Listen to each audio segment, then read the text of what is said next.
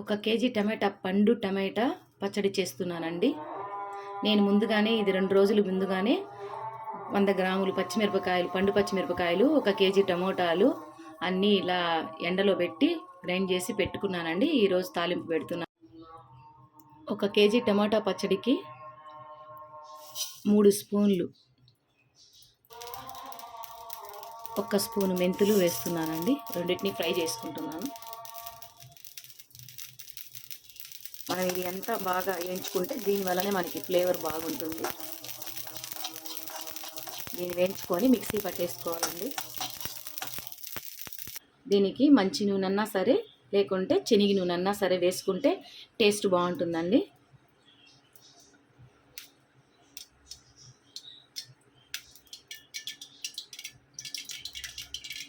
నేను 250 grams 1 KG టమాటా పచ్చడికి 250 grams శనగ నూనె వేసానండి.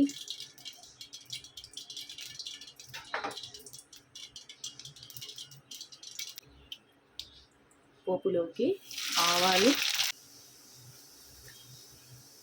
2 ఎండుమిర్చి. నేను ప్రతి దాంట్లోనూ తెల్లగడ్డలు బాగా యూజ్ చేస్తానండి. కచ్చా పచ్చాగా 2-3 గడ్డలు కచ్చా పచ్చాగా చేసేప్పుడు మనము ఇందులోకి ఈ పచ్చడిని వేసేసుకుందామండి.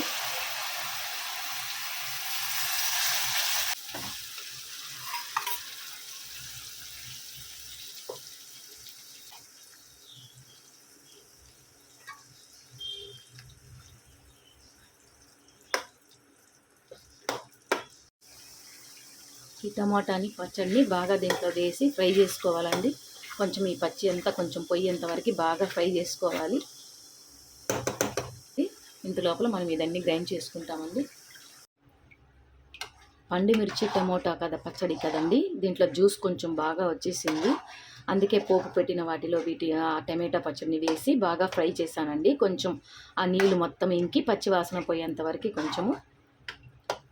ఇప్పుడు మనం ఇంగు వేసుకోవాలండి.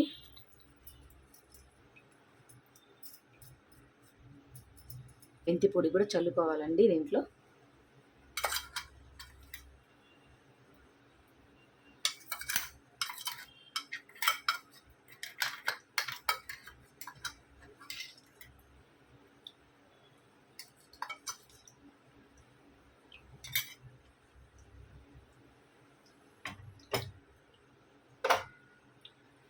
చల్లుకునేసి ఇదంతా వేసి బాగా కలపాలండి మొత్తంగా.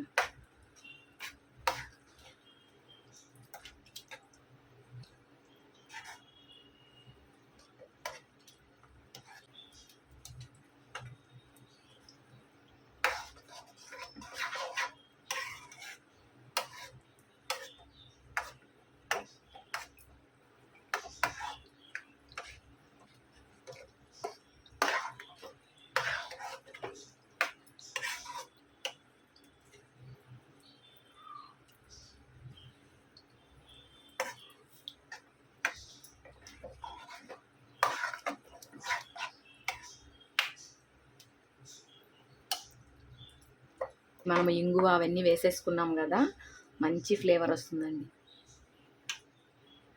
అంతేనండి. ఇది ఇప్పుడు ఇంకా నెల రోజులకైనా పనికొస్తుంది. అయిపోయిన తర్వాత మళ్ళీ ఫ్రెష్గా తీసుకొని తాలింపు పెట్టుకుంటే సరిపోతుందండి.